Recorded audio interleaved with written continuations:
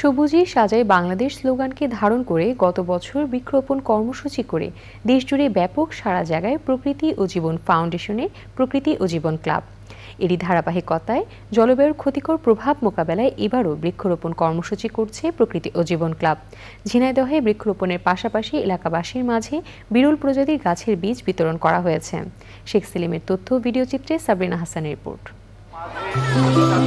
বৈশ্বিক উষ্ণায়ন সহনীয় মাত্রায় রাখতে এবং সারা দেশে সবুজ বেষ্টনী গড়ার অংশ হিসেবে ঝিনাইদহে প্রকৃতি ও জীবন ক্লাবের মাসব্যাপী বৃক্ষরোপণ কর্মসূচি সবুজে সাজাই বাংলাদেশ এই প্রতিপাদ্যে ঝিনাইদহ কালেক্টরেট স্কুল অ্যান্ড কলেজে বৃক্ষরোপণ কর্মসূচি পালন করেছে প্রকৃতি জীবন ক্লাব ঝিনাইদহ। সারা বাংলাদেশ ব্যাপী কিন্তু এই কর্মসূচি শুরু হয়েছে প্রকৃতি জীবন ক্লাবের মাধ্যমে।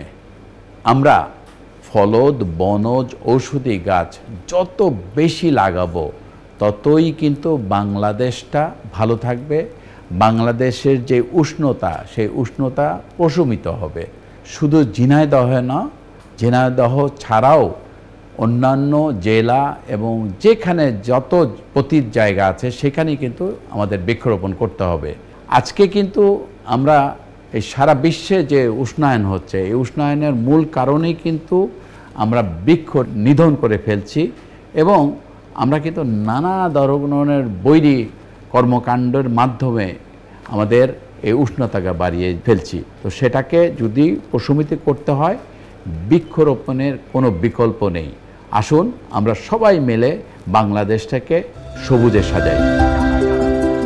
Jhenaidah collectorate school and college প্রাঙ্গণে অনুষ্ঠানের প্রধান অতিথি ছিলেন প্রকৃতি ও জীবন ক্লাবের উপদেষ্টা বিশিষ্ট শিক্ষাবিদ প্রফেসর সুশেন্দু কুমার ভৌমিক সহ গণ্যমান্য ব্যক্তিরা।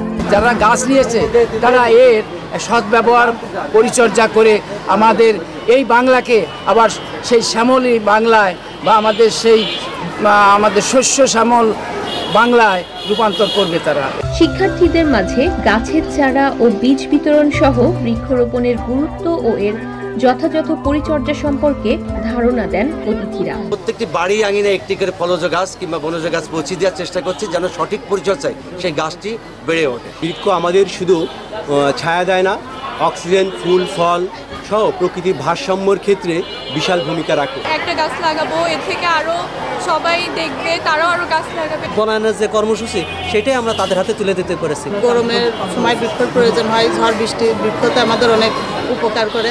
এইভাবে সবুজ পরিবেষ্টিত বাংলাদেশ গড়ে উঠুক। বৃক্ষরোপণ অভিযানের সূচনা হওয়ায় প্রকৃতি ও জীবন ক্লাবকে ধন্যবাদ জানিয়েছে Jhenaidah collectorate school and college কর্তৃপক্ষ। গাছের চারা নিয়ে শিক্ষার্থীরা র্যালি বের করে। প্রকৃতি ও জীবন ক্লাবের এমন উদ্যোগের প্রশংসা করেন স্থানীয় প্রকৃতিপ্রেমীরা। রোপণ করা গাছের পরিচর্যার বিষয়ে তদারকির কথা জানান আয়োজকরা। সাবরিনা হাসান, প্রকৃতি ও জীবন ডেস্ক, চ্যানেল আই।